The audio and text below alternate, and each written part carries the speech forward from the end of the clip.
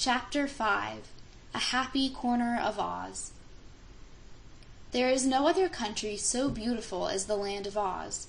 There are no other people so happy and contented and prosperous as the Oz people. They have all they desire.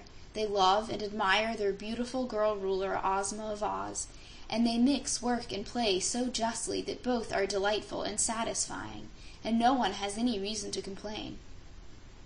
Once in a while, something happens in Oz to disturb the people's happiness for a brief time, for so rich and attractive a fairyland is sure to make a few selfish and greedy outsiders envious, and therefore certain evildoers have treacherously plotted to conquer Oz, and enslave its people, and destroy its girl ruler, and so gain the wealth of Oz for themselves. But up to the time when the cruel and crafty gnome Ruggedo conspired with Kiki Aru the Hyup, all such attempts had failed. The Oz people suspected no danger. Life in the world's nicest fairyland was one round of joyous, happy days. In the center of the Emerald City of Oz, the capital city of Ozma's dominions, is a vast and beautiful garden, surrounded by a wall inlaid with shining emeralds, and in the center of this garden stands Ozma's royal palace, the most splendid building ever constructed. From 100 towers and domes floated the banners of Oz, which included the Ozmies, the Munchkins, the Gillikins, the Winkies, and the Quadlings. The banner of the Munchkins is blue, that of the Winkies yellow, the Gillikin banner is purple, and the Quadlings' banner is red. The color of the Emerald City are, of course, green. Ozma's own banner has a green center and is divided into 4 quarters. These quarters are colored blue, purple, yellow, and red, indicating that she rules over all the countries of the land of Oz. This fairyland is so big, however, that all of it is not yet known to its girl ruler, and it is said that in some far parts of the country, in forests and mountain fastnesses, in hidden valleys and thick jungles, are people and beasts that know as little about Ozma as she knows of them. Still, these unknown subjects are not nearly so numerous as the known inhabitants of Oz, who occupy all the countries near to the Emerald City. Indeed, I'm sure it will not be long until all parts of the fairyland of Oz are explored, and their peoples made acquainted with their ruler, for in Ozma's palace are several of her friends who are so curious that they are constantly discovering new and extraordinary places and inhabitants. One of the most frequent discoverers of these hidden places in Oz is a little Kansas girl named Dorothy, who is Ozma's dearest friend and lives in luxurious rooms in the royal palace. Dorothy is, indeed, a princess of Oz, but she does not like to be called a princess, and because she is simple and sweet, and does not pretend to be anything but an ordinary little girl, she is called just Dorothy by everybody, and is the most popular person next to Ozma in all the land of Oz. One morning, Dorothy crossed the hall of the palace and knocked on the door of another girl named Trot, also a guest and friend of Ozma. When told to enter, Dorothy found that Trot had company, an old sailor man with one wooden leg and one meat leg, who was sitting by the open window puffing smoke from a corn-cob pipe. This sailor man was named Cap'n Bill, and he had accompanied Trot to the land of Oz and was her oldest and most faithful comrade and friend. Dorothy liked Cap'n Bill, too, and after she had greeted him, she said to Trot, "You know, Ozma's birthday is next month, and I've been wondering what I can give her as a birthday present. She's so good to us all that we certainly ought to remember her birthday." "That's true," agreed Trot. "I've been wondering, too, what I could give Ozma. It's pretty hard to decide, because she's already got all she wants, and as she's a fairy and knows a lot about magic, she could satisfy any wish." "I know," returned Dorothy, "but that isn't the point. It isn't that Ozma needs anything, but that it will please her to know we've remembered her birthday. But what shall we give her?" Trot shook her head in despair. "I've tried to think, and I can't," she declared. "It's the same way with me," said Dorothy. "I know one thing that'd please her," remarked Cap'n Bill, turning his round face with its fringe of whiskers toward the 2 girls, and staring at them with his big light blue eyes wide open. "What is it, Cap'n Bill?" "It's an enchanted flower," said he. "It's a pretty plant that stands in a golden flower pot and grows all sorts of flowers, one after another. One minute a fine rosebud and blooms, and then a tulip, and next a chrysanthemum," said Dorothy, helping him. "That's it, and next a dahlia, and then a daffodil, and on through all the range of posies. Just as soon as one fades away, another comes, of a different sort, and the perfume from 'em is mighty snifty, and they keeps bloomin' night and day, year in and year out." "That's wonderful!" exclaimed Dorothy. "I think Ozma would like it." "But where is the magic flower, and how can we get it?" asked Trot. "Dunno, 'zactly," slowly replied Cap'n Bill. "The Glass Cat told me about it only yesterday, and said it was in some lonely place up at the nor'east of here.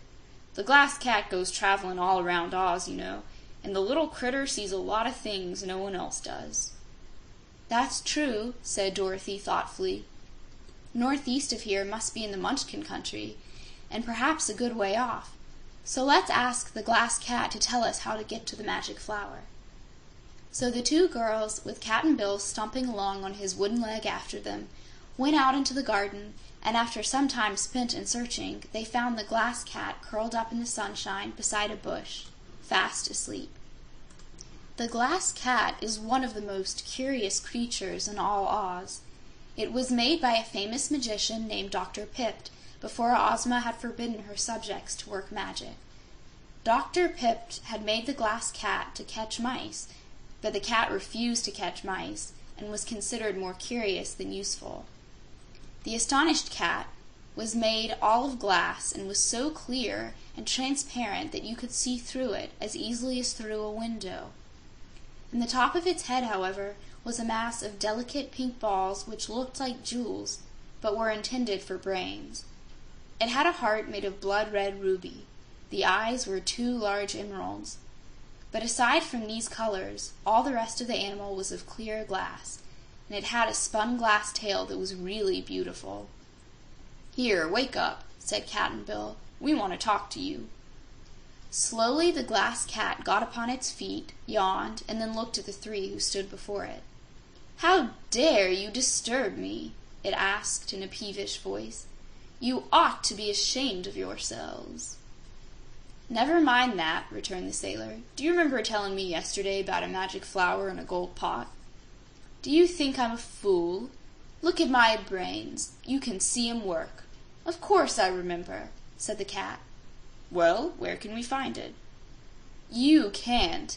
It's none of your business anyhow. Go away and let me sleep," advised the Glass Cat. "Now see here," said Dorothy. "We want the magic flower to give to Ozma on her birthday. You'd be glad to please Ozma, wouldn't you?" "I'm not sure," replied the creature. "Why should I want to please anybody?" "You've got a heart, 'cause I can see it inside of you," said Trot. "Yes, it's a pretty heart, and I'm fond of it," said the cat, twisting around to view its own body. "But it's made from a ruby, and it's hard as nails." "Aren't you good for anything?" asked Trot. "Yes, I'm pretty to look at, and that's more than can be said of you," retorted the creature.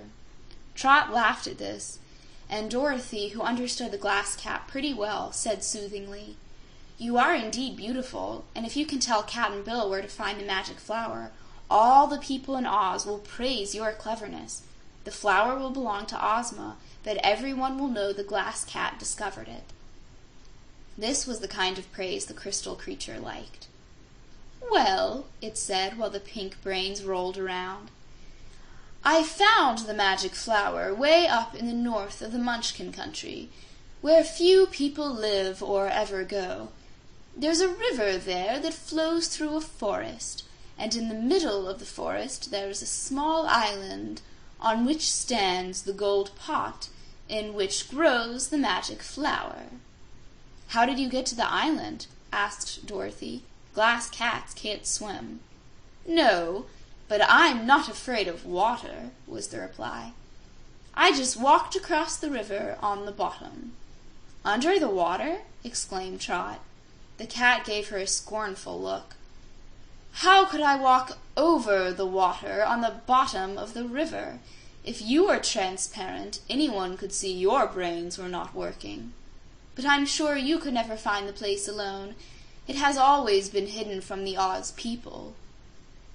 But you, with your fine pink brains, could find it again, I suppose, remarked Dorothy. Yes, and if you want that magic flower for Ozma, I'll go with you and show you the way. That's lovely of you, exclaimed Dorothy. Trot and Cap'n Bill will go with you, for this is to be their birthday present to Ozma. While you're gone, I'll have to find something else to give her. All right, come on then, Cap'n, said the Glass Cat, starting to move away. Wait a minute, begged Trot. How long will we be gone? Oh, about a week. Then I'll put some things in a basket to take with us, said the girl, and ran into the palace to make her preparations for the journey. End of Chapter 5.